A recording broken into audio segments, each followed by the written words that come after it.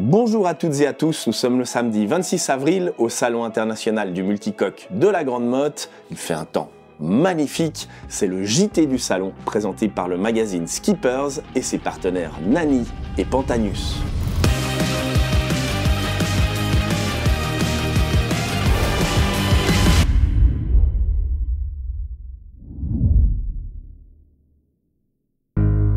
Aujourd'hui, Olivier Evin nous fait visiter l'Outremer 52. Les chantiers internationaux veulent intensifier leur présence au Salon de la Grande Motte. Luna Martin les a rencontrés, c'est notre micro-ponton. À la marina, Louis Torel a disséqué l'Aventura 38 SC. Franck Beauguil, vice-président, fait le point sur la société Léopard Catamaran. Brice Le Chevalier a rencontré Jean-Paul Chapelot, président de la Fédération des industries nautiques. Le Lagoon 620 Neo, un bateau refité par les chantiers Lagoon, a été inspecté par Emmanuel Vandette.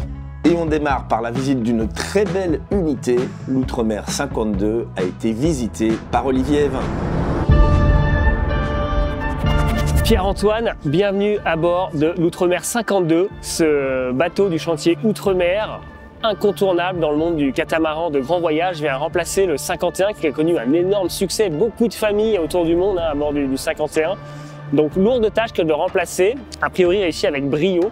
On est sur un bateau avec un look déjà un peu plus agressif, des étraves inversées magnifiques, des cloisons carbone, un gain de poids vraiment important sur ce bateau. Alors attention, le gain de poids a été effectué pas pour plus de performance, la performance reste la même, c'était déjà des bateaux rapides, les 51, mais pour apporter un peu plus de confort et un peu plus de rigidité également grâce au carbone qui permettent d'avoir notamment des espaces de vie plus ouverts qu'on va aller découvrir tout de suite. Et qui dit bateau de grand voyage dit évidemment moteur de grand voyage. Ici, 2 moteurs Nani pour équiper ce bateau. Et ça tombe bien puisque Thomas de Nani est là pour nous en parler.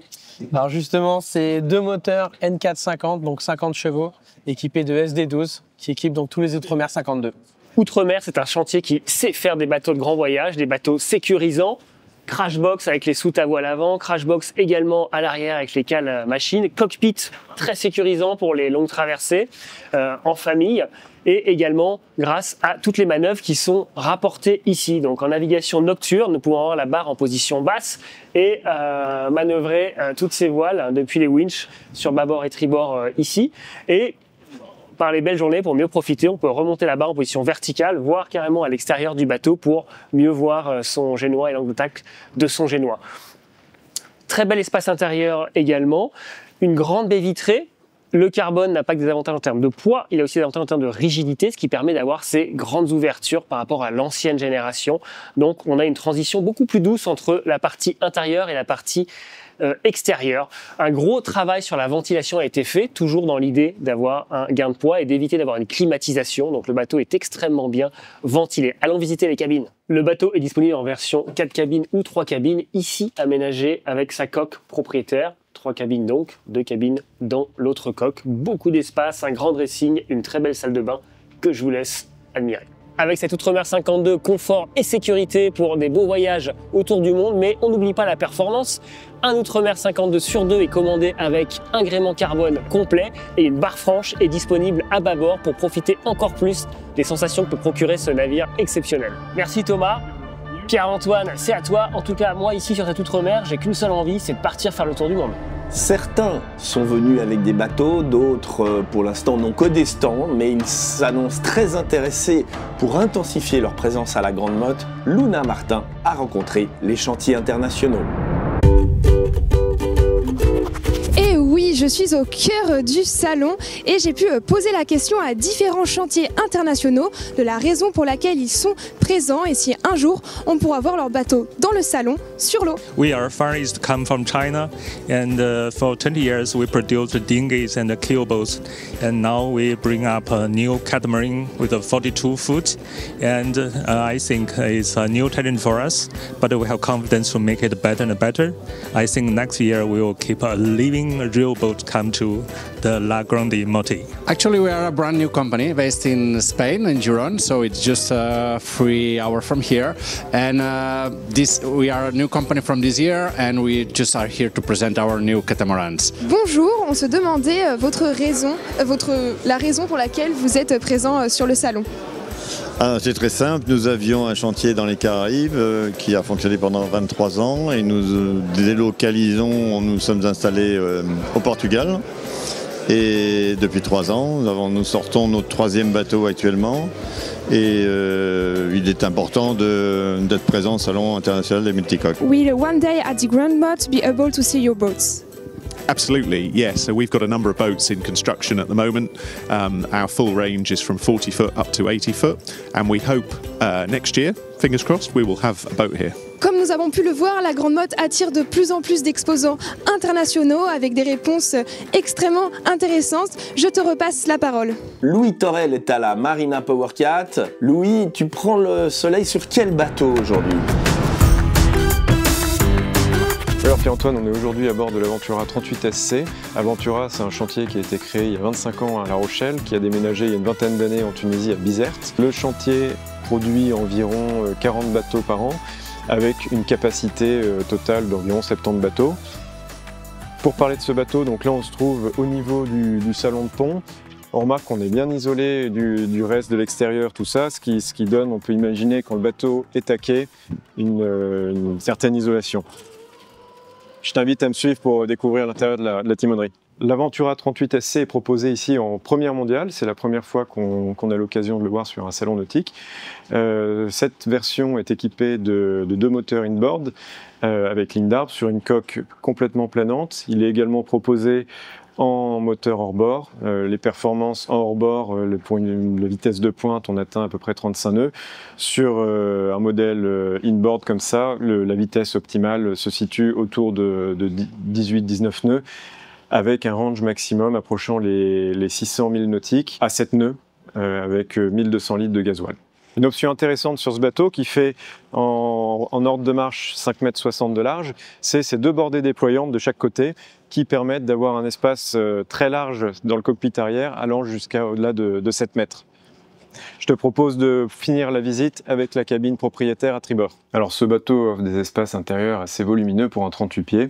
Là, nous nous trouvons à tribord dans le flotteur propriétaire et comme tu peux le voir, un lit et une enfilade avec une petite salle de bain et une douche.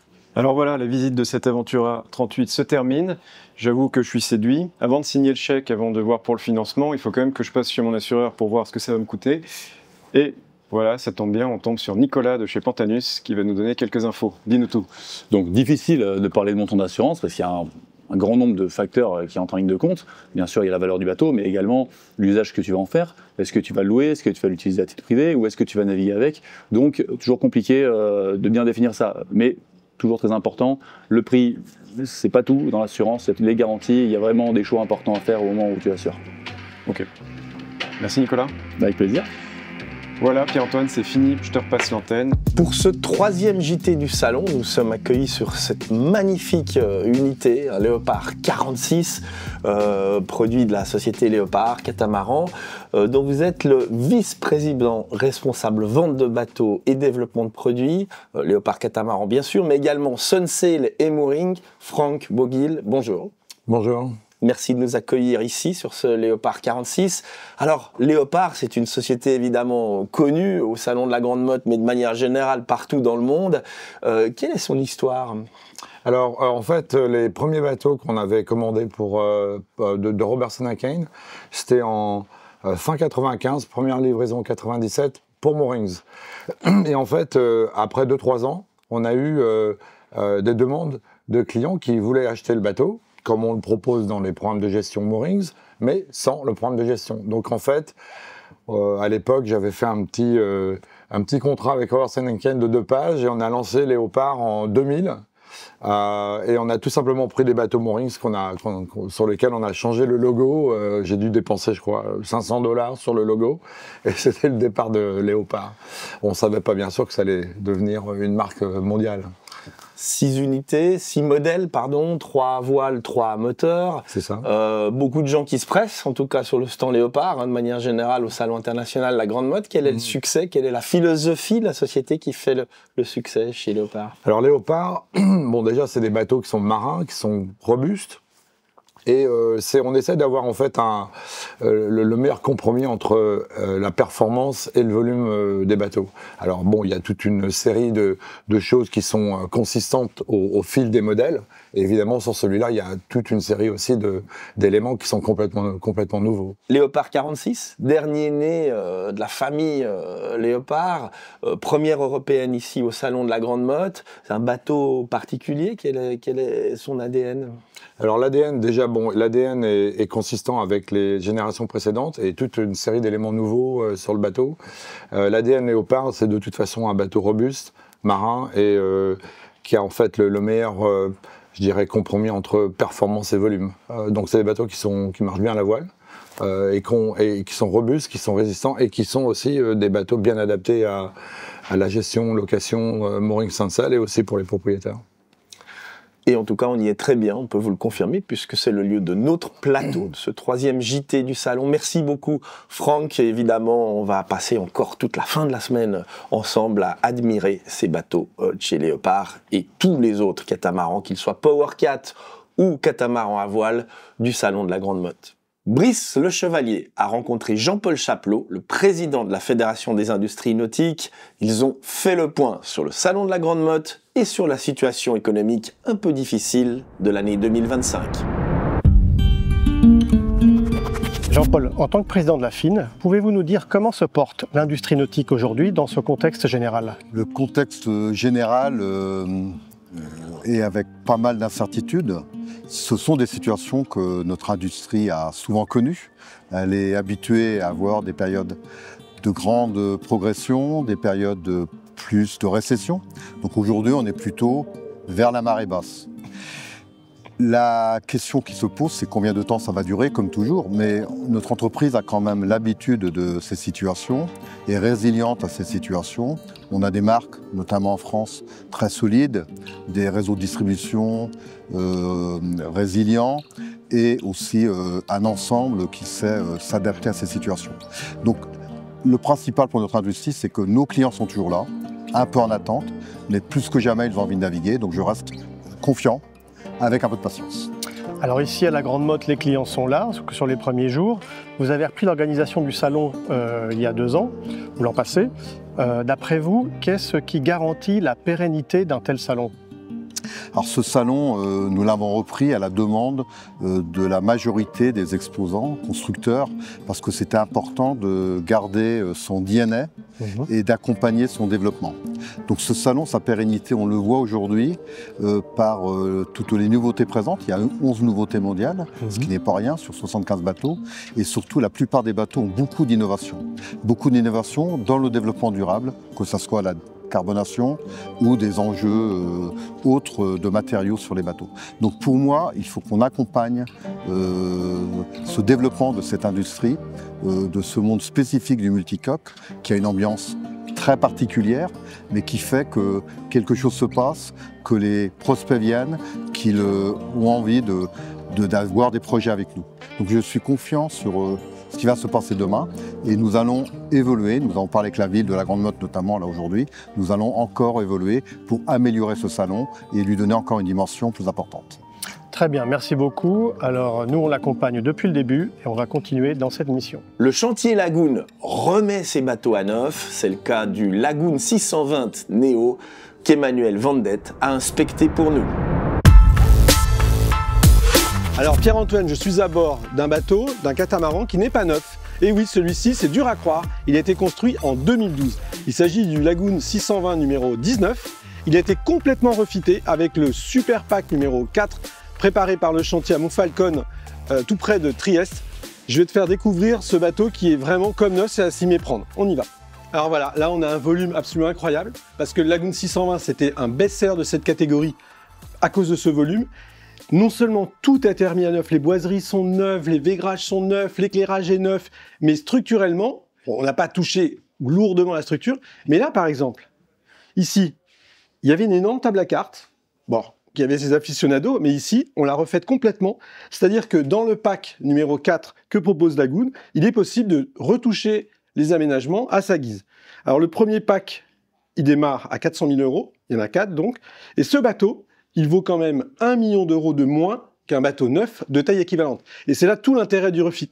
Alors ici, on est dans la coque arrière tribord, on est dans la cabine propriétaire, et là ici, que ce soit le matelas, les boiseries, les selleries, tout est neuf, tout a été refait. Alors évidemment, le volume, la structure reste celle d'un bateau qui a été conçu à la fin des années 2010. Enfin franchement, il n'y a pas grand-chose à envier à un neuf. Et sur le plan de l'architecture, il y a quelque chose de particulier qui peut-être a motivé Lagoon à choisir ce modèle, le 620, pour commencer ses possibilités de refit, c'est la sortie à l'arrière qu'on va voir de plus près. Alors voilà, cette sortie arrière de la cabine, là, je suis dans la salle de bain, mais je suis déjà dans le cockpit en fait. Et c'est très agréable de pouvoir profiter de cette circulation directement depuis l'extérieur et non pas par la descente par le carré. Bon, franchement, ce Lagoon 620 Neo, c'est de la balle, c'est vraiment mieux que neuf. Je sais pas ce que tu as prévu, Pierre-Antoine, mais moi j'y vais. Hein. C'était le JT du Salon, jour 3. On se retrouve demain pour la 4e et dernière édition. N'oubliez pas de nous mettre un petit pouce en l'air là-dessous et puis aussi de vous inscrire à la chaîne YouTube du magazine Skippers.